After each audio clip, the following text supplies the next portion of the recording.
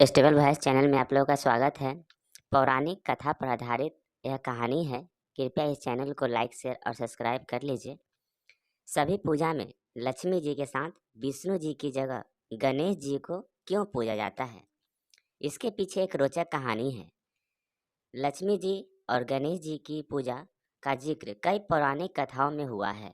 एक समय की बात है जब किसी बैरागी साधु को राजाओं की तरह सुख भोगने की लालसा होने लगी, इसीलिए वह लक्ष्मी जी की आराधना करने लगता है। उस साधु की आराधना से प्रसन्न होकर लक्ष्मी जी उसे दर्शन देती है और साधु को वरदान देती है कि उसे सम्मान और उच्च पद प्राप्त होगा।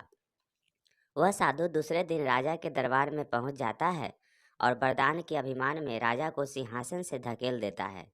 साधु का राजा के साथ ऐसा व्यवहार देखकर उनके सिपाही साधु को पकड़ने के लिए उसकी तरफ दौड़ते हैं, लेकिन तभी राजा के मुकुट से एक काला नाग निकल आता है।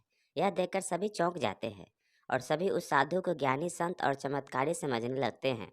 वहाँ दरबार में मौजूद सभी उस साधु की जय जयकार करने लगते हैं। राजा भी साधु से खुश होकर उसे अपना मंत्री बना देता है। साधु के मंत्री बनने पर राजा उसे निवास के लिए एक महल देता है, जहाँ वह शान के साथ रहने लगता है। कुछ समय बाद एक दिन साधु राजा के हाथ पकड़कर उसे दरबार से खींचते हुए बाहर ले जाता है। यह देखकर उसके दरबारी भी पीछे पीछे भागने लगते हैं। सभी के दरबार से बाहर निकलते ही भूकंप आता है, जिसमें महल खंडहर बन जाता है। सबको लगता है कि साधु ने उसकी जान बचाई है। इससे साधु का सम्मान और बढ़ जाता है। यह देखकर साधु में घमंड की भावना जागृत हो जाती है।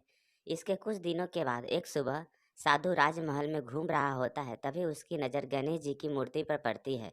साधु को वह प्रतिमा अच्छी नहीं लगती, तो वह उसे हटवा देता है। इससे गणेश जी साधु से रुष्ट हो जाते हैं और उसकी बुद्धि भ्रष्ट कर देते हैं। इसका कारण वह हर काम उल्टा पुल्टा करने लगता है। इससे राजा साधु से क्रोधित होकर उसे कैद खाने में डलवा देता है। साधु कैद खाने में ही फिर से लक्ष्मी जी की पूजा आराधना करने लगता है। कुछ समय बाद लक्ष्मी जी साधु को दर्शन देती है और कहती है कि तुमने गणेश जी को रुष्ट किया है, इसीलिए तुम्हें गणेश जी की पूजा कर उन्हें प्रसन्न करना होगा। लक्ष्मी जी की बात सुनकर साधु गणेश जी की आराधना करने लगता है। इससे गणेश जी प्रसन्न हो जाते हैं और उनका क्रोध शांत हो जाता है। वह राजा के सपने में आकर साधु को फिर से मंत्री बनाने के लिए कहते हैं। राजा दूसरे दिन साधु को कैद से आज़ाद कर फिर से मंत्री बना देते हैं।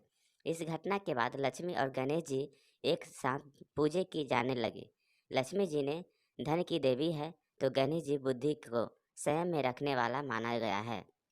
वैसे कहा भी गया है कि एक संपन्न जीवन के लिए धन और बुद्धि दोनों जरूरी होते हैं।